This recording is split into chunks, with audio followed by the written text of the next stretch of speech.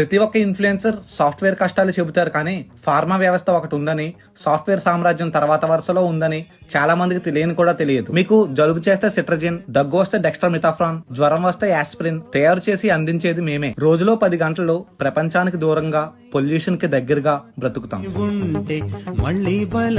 మా పనిలో చేసేదానికన్నా పెన్ పెట్టి రాసేదే ఎక్కువ ఉంటుంది. ఆ టైంలో ఏ మాత్రం జాగ్రత్తగా ఉన్నామనుకోండి, రాంగ్ డేటాలు, క్యాలిక్యులేషన్ ఎర్రర్, రాంగ్ ఎంట్రీస్, శాప్ ఎర్రర్లు, ట్రాన్స్క్రిప్షన్ ఎర్రర్లు, ఎంట్రీ ఎర్రర్లు, స్ట్రైక్ ఆఫ్లు.